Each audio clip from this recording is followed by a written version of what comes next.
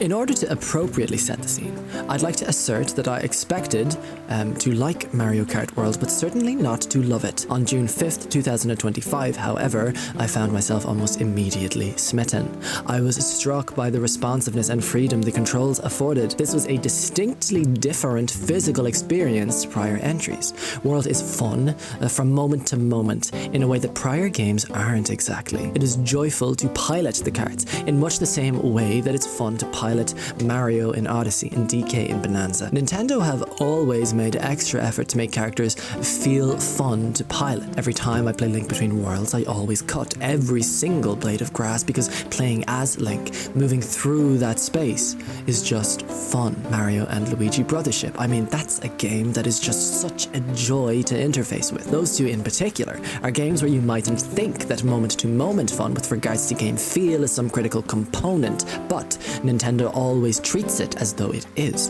and this extends to Mario Kart World. Mario Kart 8, 7, Wii and DS each feel similar, but because they're each focused on throttling the player forward, there is less emphasis placed on flexibility. Where those games have karts that handle like forward-propelled rockets, World has karts that feel like elastic bands. You can snap them forward, backwards, up or down. They're easy to redirect and propel in whichever direction you need to shoot them in. Your controller is less of an accelerator and more of a slingshot. The kart in this analogy is a pebble for you to expertly sling.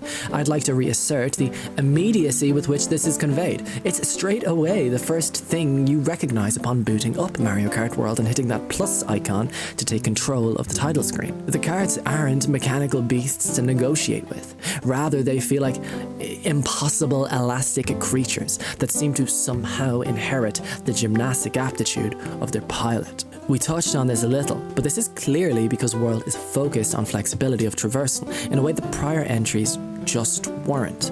No prior entry needed to be concerned with the player carefully navigating its spaces with total freedom, but World has to handle this use case. The open world itself falls flat if it can't be easily cascaded across. Fortunately, it is. Travel is frictionless, and the implicit tactile fun derived from masterfully calibrated feedback and the delicately crafted open world with carefully spaced jumps and rails and walls make for the kind of video game I am compelled to just sit with. On June 5th, I was struck by how easy the video game was to play. It's not often that I would just aimlessly play with a video game. I know I'm not alone on this, but I think sometimes it's hard to unwind when you're always thinking about how you ought to best spend your time.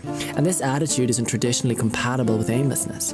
But I did aimlessly while away time with Mario Kart World on June 5th, and I wasn't totally sure why I was, or why I was happy too.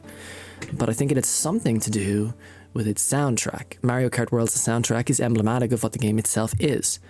A heartfelt, reverent tribute to a video game series with an unparalleled legacy. Listening to these lovingly crafted and curated tracks, I found myself recalling each of their origins and where I was when I first heard them, and I was struck suddenly with the realization that Super Mario has arguably been the most static fixture in the literal history of me. Like my musical taste, that's shifted. My favorite books and writers, they've repeatedly changed. My values, beliefs, and identity have each endlessly evolved. I don't really think I'm the same person that I was last year, let alone 5 years ago. And yet when I was 6 years old, I decided that Mario and Luigi Partners in Time was the best video game ever made. And while I mightn't go that far publicly, I still think that game rips. Like, I just graduated university recently. When I started this YouTube channel, I hadn't even finished secondary school. When I bought my first Nintendo magazine, I hadn't finished primary school. All throughout, Super Mario has been an ever-present in kart races, sports games, role-playing games, party games, and platforms. So each of the songs featured in Mario Kart World can be associated with a distinct era of my life, which forced me to reflect a little on my relationship with those old video games. Did I really play through the entirety of that Mario Party DS campaign? Why would I have done that? Would that not have been so boring? What was it about these video games that had the me of all ages so completely captivated? And as I cascaded through Mario Kart World aimlessly, mindlessly, as I didn't play Mario Kart World but rather played with Mario Kart World, I more closely recalled why I loved video games at all and why they've remained such an ever-present in my life. So I want to talk a little now about Mario Kart DS and about what video games actually were to me, back before a video game was a concept that was distinct from a toy inside the television. The first video game that I ever played was Mario Kart DS. Well, I mean, that's actually not wholly true.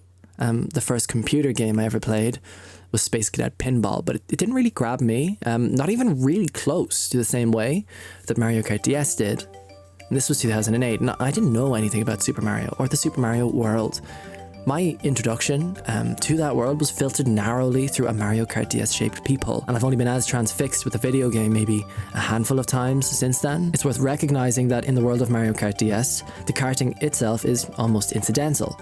It is set in a distinct, textured and tangible world, one with its own rules, people and places. I think I was only 6, but even at that, I can recall with visceral clarity the sense of having entered this world neither at its beginning nor at its end. This world that existed long before me, and was part of some saga I knew nothing of, but I was here now. And with my curiosity firmly at the wheel, I needed to excavate everything I could of these characters and places. The necessarily limited perspective I was permitted, a window bounded at 3 laps per go, rendered each intricate detail impossibly precious. Mario Kart DS is emblematic of a greater Nintendo philosophy. Their games often stretch assigned genre definitions, like their ill-fitted sweaters.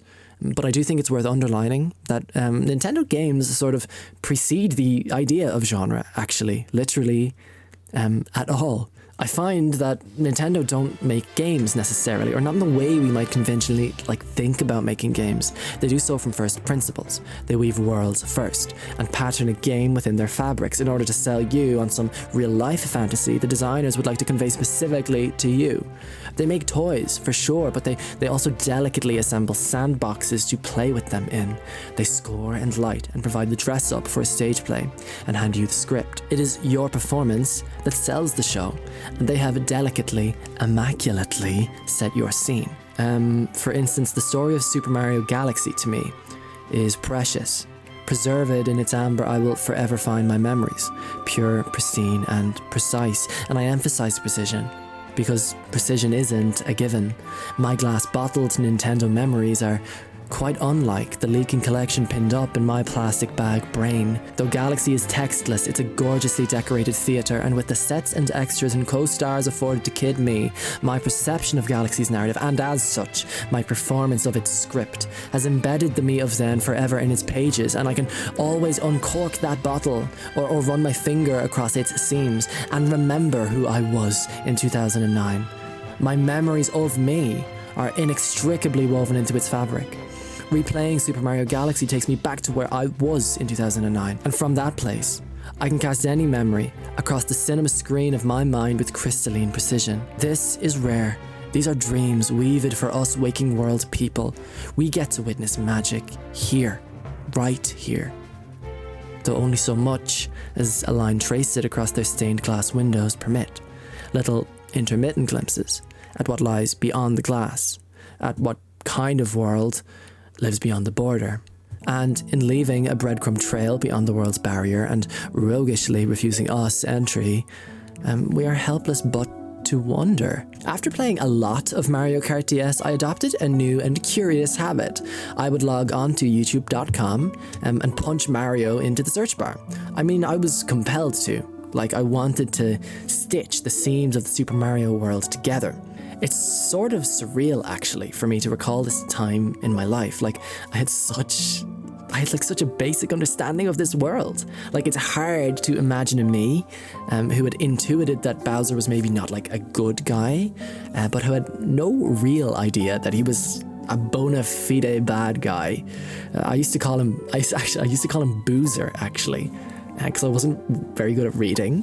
So a couple loudly led car ride Mario Kart sessions later led me to learn what that word meant fairly early on in life. Sidebar, though I'm sidebarring a sidebar, I was also unfamiliar with the notion of describing a waterfall as a falls, right? So I knew there was a character called Yoshi, and I could see this was a place called Yoshi Falls. And so both I and my brother agreed that falls was a verb, and that this was surely Yoshi's prophesied place of rest, that this was where he died. And that sounds kind of funny in retrospect, but I bring it up in order to assert that we had internalized that as true. That was our canon. Yoshi's death was canon, and it would take place here. Just that through our narrow window into the Super Mario world, we couldn't quite glimpse it having happened yet. Anyway, YouTube was how I learned about Super Mario Sunshine and Luigi's Mansion. It was how I learned what the secret of the Big Star was in Super Mario 64. It was how I learned about the world that Mario Kart DS teased us with. And in that, I learned about Mario Kart 64. And I learned specifically about Royal Raceway. When I was a kid, I recall seeing this. And in this moment, the seed of a dream was planted, each year calling hungrily still, to see that if you ignored the race, you could go out of bounds to the world beyond the barrier. This, the rarest of treats. This all too successfully whet my appetite. The invisible barrier was sacred. It's something new video game players, I think, maybe struggle to adapt to initially, but after some time, we implicitly intuit one of the few axioms of video games, that there are world bounds, and that there exists nothing beyond them. Like there's this moment, here in Super Mario Sunshine. Then there's this moment in Wind Waker. In fact, there's several moments in Mario Kart 64's successor, Double Dash. Each of these moments, do they not promote a sort of itch, a longing to break free? Observe then that this moment, here, right here in Mario Kart 64, was like a balm for that. It quietly suggests that the world beyond the barrier is touchable, so long as you are paying close enough attention. And I replayed Mario Kart DS recently, and when I reached Rainbow Road, I recalled loading up time trials when I was 6 years old and slowly navigating its winding paths, looking for the optimal angle with which I could rocket right down to Earth. I remembered that when I was younger, I had felt it in my heart, that the Comet Observatory was just out of reach, somewhere here. I used to carefully navigate these spaces. I used to examine their little details for no other reason than I was convinced I could escape into the Mario Kart world, were I clever enough to nimbly sidestep its boarded up barriers. I loved existing in this space, something I quite viscerally recalled when exploring Luigi's Mansion. I had no interests in winning, or beating the game, or checking some box to say that I had done so. These were toys inside the television. Or I guess in this instance a handheld screen. To exist with these mannequins, to puppeteer them inside this glorious theatre, that was sufficient. That was enough for me then. Play was enough for me then. So I want to show you something that I had actually completely forgotten about until I played Mario Kart World. This is a book, and I wrote it when I was 6 years old. Now, strictly speaking, I didn't physically write it, okay? I dictated the story to my mum, who typed it into her laptop, and then she printed the pages for me to cut out and stick into this little notebook. But I drew all the pictures, mind, and if I'm being totally frank, this is probably my artistic peak, so, drink it in. Separately, but definitely relatedly, this is a Lego Mario. This is a Lego Luigi, and I made them out of Lego when I was a kid.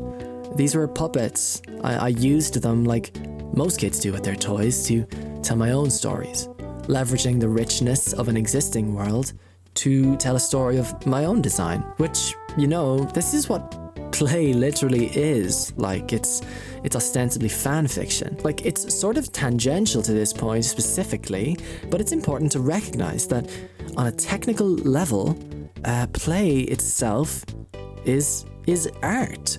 You are in a one-person stage play, improvising art. Play itself qualifies as art. Children at heart are the purest of artists, creating as though it were natural for no externally motivated reason, for the only reason that to play, to create, is to bridge between daydreams and reality, to luxuriate in the space between the two. I have so many videos shakily captured on a family video camera of wooden trains on wooden tracks, where I'm trying to pilot the trains while both capturing the footage and also dictating the narrative. Something I'd always found a little frustrating though, was my own embarrassing lack of physical dexterity. Strictly speaking, I am actually ambidextrous. I prefer my left to my right and my right to my left in an equal and distinct number of tasks. Even then, I can interchange them for any given task, bar writing, where my right hand is a little weaker than my left. Though that ambidextrousness, while it's a cute fun fact, it masks a more frustrating reality. It's not actually that I'm equally strong with both hands, it's that neither is quite less shit than the other. And I bring this up because, well, I love playing. I love telling my own stories. And the characters of Super Mario to me felt real.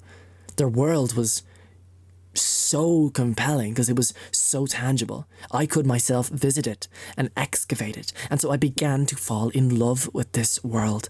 And though I loved making these Lego mannequins, and while I loved drawing these characters, what kept drawing me back to the games was that not only could I tell my own stories by piloting their mannequins without the friction of my own clumsiness impeding on the narrative, but I could do so physically inside the world itself. I needn't imagine or approximate that world in reality. I could physically enter it. I could reach inside the screen to puppeteer these toys, and it's worth recognizing here that by extension of accepting that play is art, video games as platforms for independent improvised one-person stage plays certainly are too. And any argument to the contrary can only ever be constructed in hopeless ignorance, because that's what video games were to me, places where I could live my own stories. In Mario Kart DS, I used to race with Luigi in time trials through Luigi's mansion, and I used to narrate this story internally, that Luigi had driven there to look for his missing brother. When we got a Nintendo Wii in 2009, in Mario Kart Week, which very shortly became the second best video game I had ever played in my life, I used to take Mario up to Rainbow Road, still semi-convinced I could make it to the Common Observatory. Me and my brother fabricated this story about Wario opening up an item shop in Coconut Mall, and we would, for hours, ignore the actual race and just roleplay as Wario running an illegal item shop, wherein the player playing as Wario would collect an item and then the other player would ask to purchase that item and you would throw it at them. And it wasn't much of a game, right? But we loved it because it was our game. And then we recycled this game in Super Smash Bros. For Wii U later on, but now Pac-Man owned the shop, and his neutral B was to provide items for Wario to munch on with his neutral B. And the shop was in Gateway Galaxy, and I actually don't know why that was. In New Super Mario Bros. DS, if Mario was ever having a hard time clearing a level, we would exit the game and reload as Luigi, as though Mario had employed a phone a friend. I loved the Mario Party DS single-player campaign, but across each individual game, I would, on the fly, frame the narrative. There would be the protagonist, who was me, and there would be underdogs, antagonists, disruptors, and allies. There would be betrayals and power struggles. I could go on for hours, and I've probably gone on for a couple minutes too many, but I've too many examples, and I imagine you probably do too. Nintendo games, for me, were opportunities to tell my own stories. And I would exercise tremendous creative liberty with the script I'd been assigned on the set designed for my performance. And so Mario Kart has been this for me, for almost as long as I've been alive. But it's been limited in its realization of its own world. And this is something we must recognize if we want to appropriately apply praise to Mario Kart World. When Mario Kart 8 was released, I was ecstatic. I owned a Nintendo Wii U because, of course I did. Could anyone so utterly naive in their effusiveness not? And I loved it fiercely for Nintendo Land and for Super Mario 3D World, the two of those in particular, because they were both games that provided me with textured, tangible sandboxes and the script flexibility that I required. And I adored Mario Kart 8. I devoured it, cover to cover, and much like I had with each Mario Kart to that point, I'd explore its maps in time trials. And Mario Kart 8 is a beautiful video game. Its maps are dense with detail and they are a joy to explore, but with that additional attention to detail, and particularly its increased visual clarity, the peephole for me had begun to feel almost a little restrictive, especially in retrospect. Royal Raceway has never looked more pretty, but I can only appreciate its splendor while being held by the game at arm's length. And at the time, I respected why I couldn't drive up to Peach's castle like I could in the original, but I had hoped against hope that I would be able to. I mean, Royal Raceway was my most wanted returning track for this reason. That same increased visual clarity that made Mario Kart 8 so evocative also restricted what the developers could feasibly achieve. I mean, making this castle approachable was a task an order of magnitude more expensive than that of in the original. Like, for the record, they definitely could have, given sufficient time. But then when you consider the fact that, like, Mario Kart 8 itself launched without dedicated battle tracks, then you have to appreciate that the cost-reward balance for modelling an explorable Peach's Castle section didn't have a huge ROI. So while Mario Kart had never looked better, while that world had never appeared richer, with more Easter eggs and world fleshing out details than ever before, Mario Kart was beginning to butt up against its own boundaries, and loudly. This was the most beautiful realization of the Mario Kart world, and the most detailed interpretation of the Mario Kart world. The Mario Kart world had never felt more tangible, but equally, it was now beginning to feel almost untouchable. Mario Kart has always been a world. Mario Kart has been more of a world than the actual main series Super Mario entries have been. Each entry fleshes out a distinct location attached to a real character and ties the two neatly with pristine contextual logic, while simultaneously placing the space inside of a coherent existing world. Mario Kart has therefore always sparked my imagination by confining my access to its world to short and controlled races. On the routes it restricts us to, it beams dreams into our eyeballs through set pieces and stage decorations. It's something that's often understated with Mario Kart, and it's something 8 manages particularly well. There's a significant attention paid to world building and contextual logic. There's a texture applied to the world here, and most importantly, it's a texture you can very easily get away with not applying to your video game, because this is a kart racing video game, and establishing a coherent, contextually sound world with tangibility and texture oughtn't be a priority. And yet it is, and always has been, and that says a lot about what Mario Kart is, and what Nintendo recognizes it to be. Remember that in this world, there are brands for tires, oil, planes, sports drinks and cigarettes. And my point in asserting all of this is that beyond the mechanics of Mario Kart, what sets it apart from the rest of the arcade racing genre is the world as it is expressed through its courses. I love Coconut Mall and Toad's Factory and Sunshine Airport because they are places. Where does Toad's Turnpike go? Or for that matter, Moonview Highway. These places, these towns and malls and piers and forests, what happens to them when we're not racing through them? Because of Mario Kart's ever-presence, in my life anyway, I think I haven't quite given it the respect it has earned of me. Mario Kart has a richly detailed story. It's just not one the game tells. We tell the story of Mario Kart.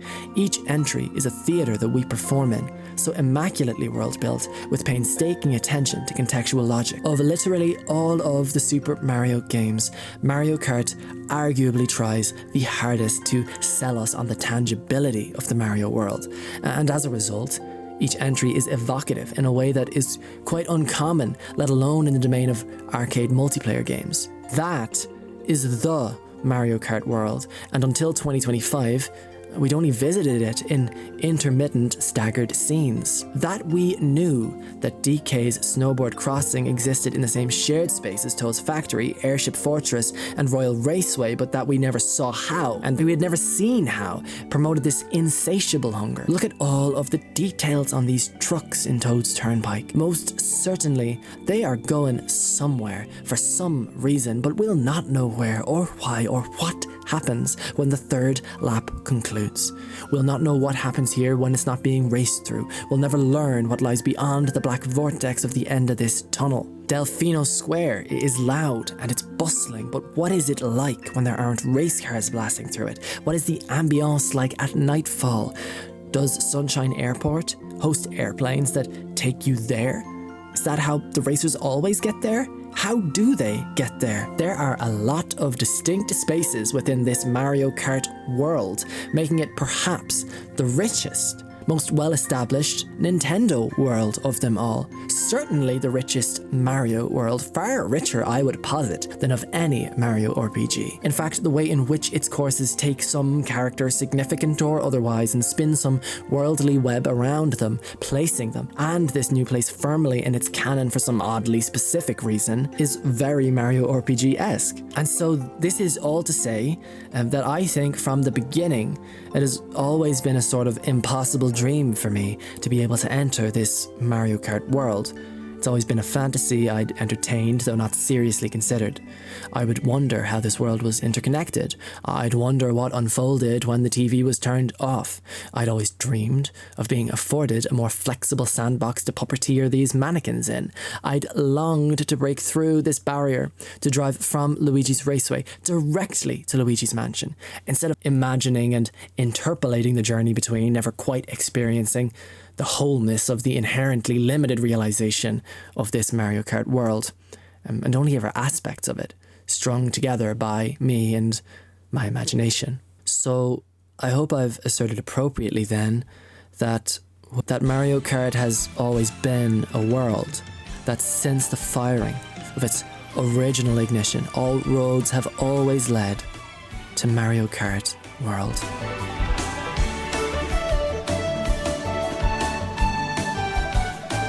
I'm afraid I cannot underscore enough how magnanimous an achievement it is.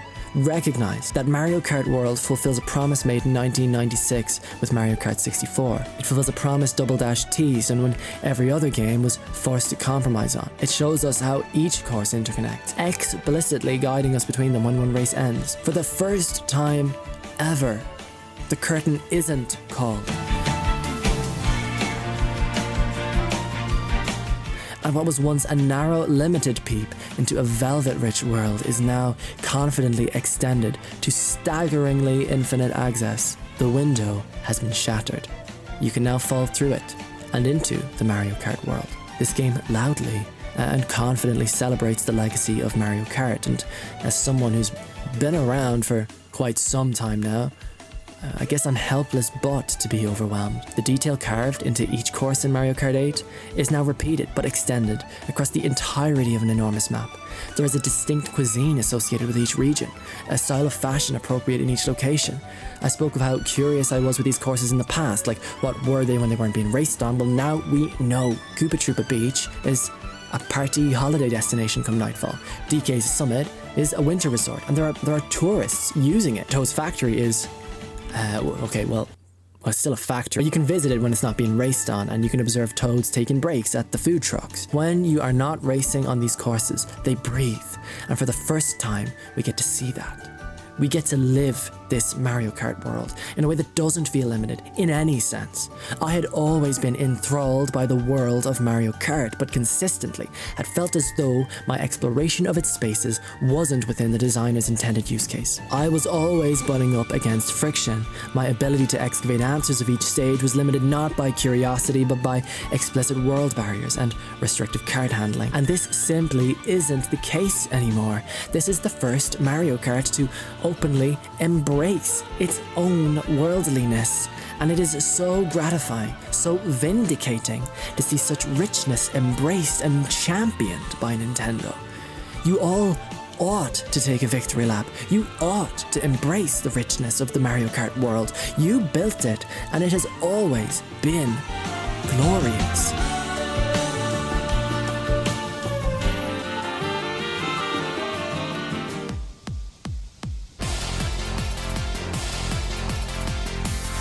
There is like this almost uncanny stillness to each race course when you're not racing on them. They feel like distinct, breathing, lived-in spaces, to the point where it is almost difficult to reconcile that they're actually race courses. I mean, Peach Beach just resembles a standard beach town, like it's a holiday destination if there ever was one in this world. Incidental events, they emerge unannounced. Nabbit hides in inconspicuous locations, making for an emergent role-playing story to unfold for some kid who wants to round up the rabble. Though to be clear, that makes the kid a narc. If you have this sticker, you are a narc. I spent some time following these train tracks, only to discover like a train station operating trains independently, and I have no idea what the schedule is here. Only that life continues with or without me being present. I am incidental.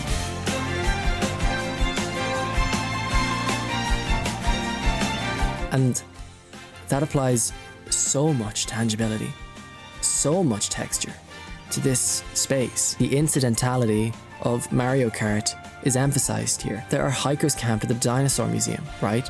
And like these are travelers who visited not to attend the Mario Kart GP.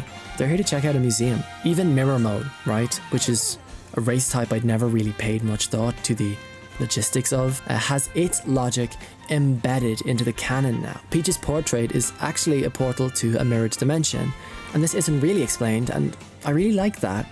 It's really surreal in a really pleasant way. Like when I was a kid, right, playing Super Mario 64 DS for the first time, there was so much wonder that was mined of the game's unexplained surreality, a surreality that was treated as though it were perfectly appropriate. Anyway, that was all to say that Mario Kart World cribs from Super Mario 64 in this sense. It just exists, and everything just is, and that's unexplained, and that's great.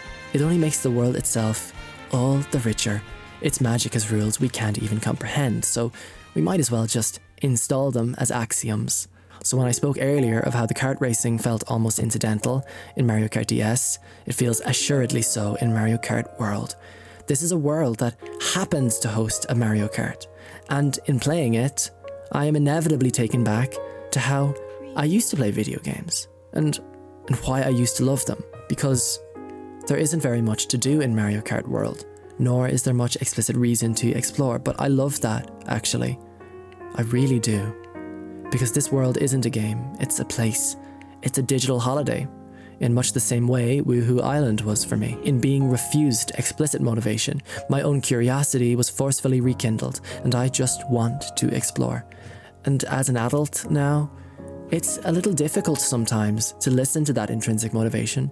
If I'm not tangibly rewarded, what is there to mark what I'm doing as anything other than a waste of time? And this is something I've had to grapple with a lot, and it's taken a lot of joy out of video games I'd otherwise have loved in the last couple of years. Mario Kart World, though, is bold in not incentivizing me at all, and I found that boldness compelling, and so I trusted it. I decided I was going to play Mario Kart World absent-mindedly. I was going to explore for no other reason than that I wanted to. I was consciously and deliberately wasting my time. In electing to do that, in entering this sort of unburdened flow state, I recalled something I'd entirely forgotten. You know, this is how I used to play video games when I was a kid. I used to play them for no other reason than that I liked their worlds, and that I wanted to pattern my own stories inside them. Didn't care for beating them, or for improving my video game design literacy. I had no backlog to beat, because beating games wasn't really the point. The point back then was to sit with them, to holiday in them. And so now, I treat this world as the living, breathing space that it is. I select characters and I dress them in stage-appropriate outfits, and I take them to places that fit them thematically, with carts I reckon they'd like, rather than picking carts that suit the meta. Since Mario Kart World has released, I've actually found myself less interested with the idea of toppling a backlog. Video games are spaces to escape to, not boxes to tick on some arbitrary, infinite literacy list I've curated. I've returned to old favourites, and I've taken my time with each video game I've since played. And I've appreciated that rare time spent playing video games for precisely what it is: play, which needn't be excused, nor intellectualized, because it is, ostensibly, participating in art, improvisationally. So that is all to say that I have enjoyed my holiday with Mario Kart World. I will surely continue to enjoy holidaying with Mario Kart World. What I'm left with now, after many, many hours cruising through its open world, guided only by my own sincere curiosity and nothing else at all, is, I suppose, I'm just left with this sincere and overwhelming gratitude. I think I just feel so grateful and overwhelmed at how in tune Nintendo seems to be with what makes video games special. And I think of the kids, I think of all of the kids playing Mario Kart World today. How many of them are discovering Mario for the first time by excavating this world? Outside of any critique one could have involving, I don't know, like mechanical balance of races, what must be recognised is that Mario Kart World really is a monumental achievement in fantasy fulfillment.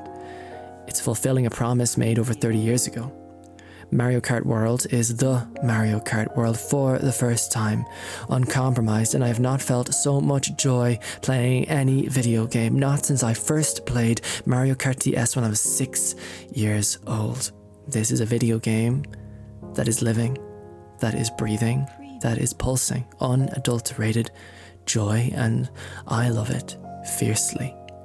Mario Kart World is perfect theatre, and I shall enjoy performing in it for many years to come.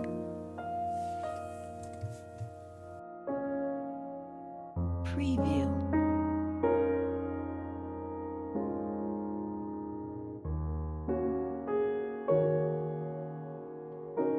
Preview.